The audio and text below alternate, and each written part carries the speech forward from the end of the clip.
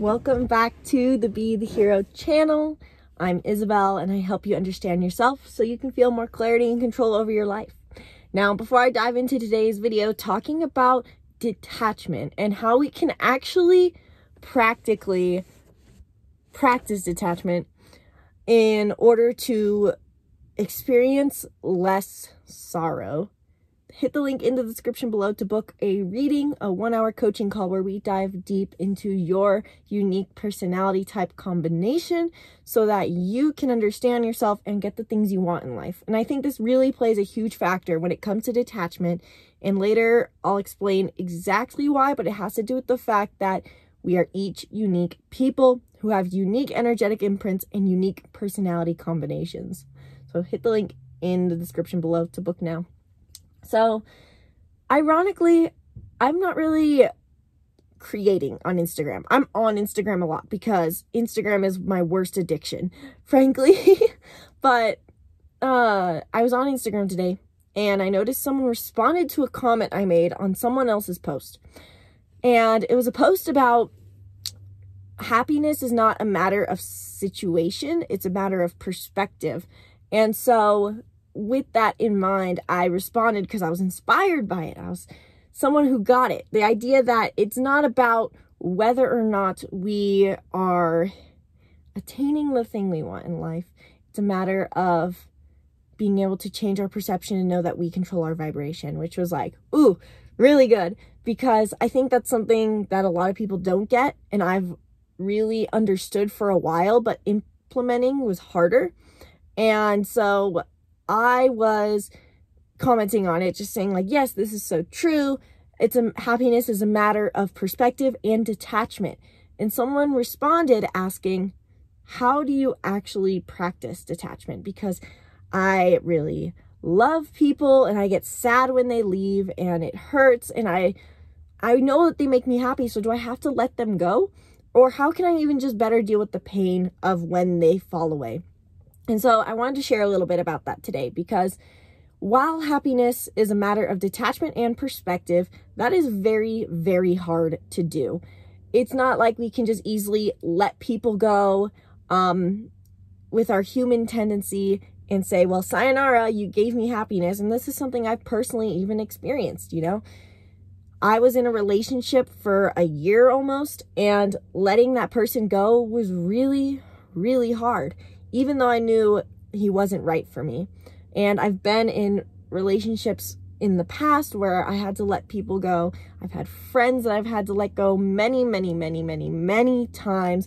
As a full-time traveler, as a kid, kids don't know how to get along with someone so different. They're not really taught that. And so I had to let people go a lot in my past. So learning to detach is definitely something that was in my face a lot. And it was also at the same time something very, very hard for me. I am a very loving person. My mom and dad used to call me as a kid Little Miss Intensity because I was just so loving and they thought I was gonna pop my little sister's head off as a baby because I just loved her so much. So I kind of took that mentality to life and with people and relationships where I just love you so much, I'm going to squeeze your head off. Smothering.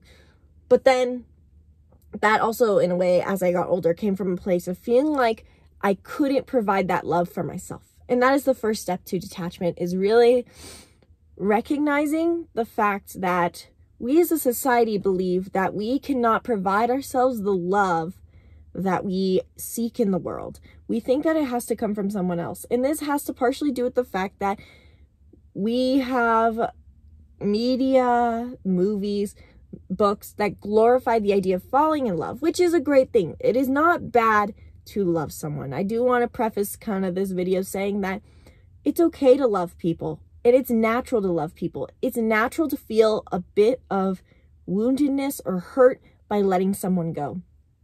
But oftentimes it feels extra painful because of this idea that love is something we receive from others. And the reason for that is because we are all given programming. In the extreme case, this is referred to as trauma. But either way, the brain has software like highways that take you from point A information to point B conclusion. And so as children, we all feel that we have this programming that tells us what we must do in order to be secure, safe, and attain love. At some point or another, we experience something, whether it's with a parent or parent figure, society, that tells us we are unlovable, because our brain seeks that out in order to create those highways. So we have structure in our brain. And so we base our lives off of this belief of we are unlovable unless we attain something or do something. And so then we have this preconceived belief that we do not provide ourselves that love. We must receive it from others. I know this is huge for me because, like I said, I was a very loving person, but I got into this belief for a long time that I would not feel connected until I attained love from someone else, rather than seeing this simple truth. Think about someone you love. Think about someone who makes you feel loved. It could be your boyfriend, your girlfriend, husband, wife. It could be a friend. It could be a parent. Think about a memory with them when you felt truly loved. And it could be recent or old. Think about how that feels in your body. Can you recall that feeling of love? Now, if you can recall that feeling of love, know that and understand that you are creating the feeling right now, watching this video, without any external circumstance actually being present. Now, if you're saying, well, it's because I have that person in my life that I feel this love, know that that's a belief, basically. You are under the belief right now, I have someone to love, therefore I get to feel like this. What if you just bypass the circumstance and said, I get to feel like this? After all, you're recalling the feeling in your body right now, so you are capable of making yourself feel that love. The only difference is your belief is now being affirmed that you deserve the love now, rather than just believing your innate worthiness.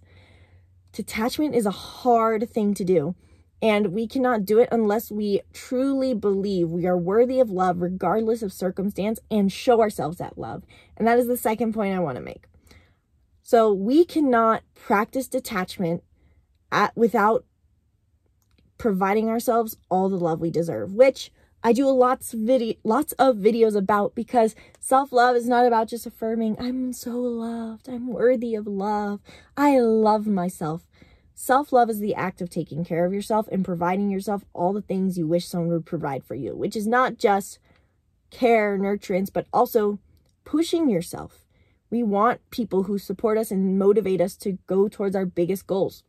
And so I think it's impossible to practice detachment, specifically from people, without having a goal in mind. And this doesn't have to be I'm going to be a millionaire goal. This just has to be, what do I want? How am I going to get it? Whether it's a new car, whether it's to stand on a stage, whether it's to just move out of your terrible apartment and into a more decent apartment, whatever your goal is. If it's get healthier, whatever it is, know that my phone has low battery. Don't know that, or that's not my point. Know that your goal is what will make you feel that you are taking care of yourself and loving yourself. Being able to achieve that, strive for it, it gives you a new direction. And in a psychological base too, when we are struggling with detachment, we're thinking about the past. We're recalling the past. We're thinking about, we don't want to lose this old or maybe outdated thing. Because oftentimes when we have to practice detachment, it's because we need to let something go that no longer serves us. But it feels like we're going without something. And so the best way to be able to detach more easily is to have something to look forward to in the future. Oftentimes when we think about detachment, we're thinking about the present. And yes, being present and knowing all the good things that are in our life right now is a good thing. But oftentimes, what I've noticed, even for myself, is that just coming into the present, it's too easy to go into that past, because it takes a lot of mental discipline to be truly present. And it's much more of, in a way, a Buddhist mentality of just this eternal present moment is absolutely perfect, which is something to work towards, but sometimes hard. And so I find that, in a way, if you're just struggling to detach from something from the past, going towards the future and then coming back towards the past helps. especially because we do need that future goal. We do need something we're striving towards. You know, I think a lot of happiness is not only just about having these things in our life, but it's about knowing that we're constantly striving towards something else. That's why oftentimes in stories or in life, we can feel, okay, we got the thing, now what? I am actually extremely unfulfilled now that I have the perfect relationship, perfect job, and it's because we don't have something we're striving towards. So having that goal, having something you're constantly looking forward to while maintaining a level of presence and knowing your innate worthiness in this moment is the key to detachment. So if this video helped you understand a little bit more about detachment, let me know, and let me know what other questions you have, because this is a topic that I do love to talk about. You know, learning to detach is really, really hard and something I still even struggle with to this day. I naturally get really attached to people or the idea of people, receiving love from other people, even if it's small, or trying to attain love from people who won't give it to me. And it takes a constant practice. It's a constant checking. It's a constant mindfulness. And it's a challenge, but it's so worth it, because once I can find those moments where I'm truly believing in how lovable I am and can detach from other people, there's such a huge release. I cannot tell you, as much as I loved my last boyfriend, the release I got from being able to detach from the idea of him giving me the love that I wanted to provide for myself was huge, especially because detachment helps us lower our expectations on people, and our relationships as a general can become better from that. When we can provide ourselves the things we want from other people, our relationships thrive because they now have less pressure to be a provider and a parent for us, and instead just get to be a friend, a lover, an acquaintance. So let me know if this video helped you in the comments below, and let me know what other questions you have. And if you're ready to understand more on how you can detach from someone, detach from everyone, and just live in your own lane in life, then book a reading in the link in the description below, where we will dive deep into your unique personality combination, as well as including your birth chart, which has so many different aspects to it, and how you can use this to understand yourself, know what kind of goals you can set, know your purpose, and take care of yourself and nurture yourself. Really, your personality combination gives you the whole picture on who you are, what you need, and what you are meant to do in this lifetime, which can really help you when detaching from people so that you can do all the things you are meant to do here in this lifetime and just simply fulfill yourself. So book in the link in the description below. I cannot wait to work with you. Be sure to subscribe to the YouTube channel and stay tuned for more videos breaking down who you are. Once again, my name is Isabelle, and from my heart to yours, namaste.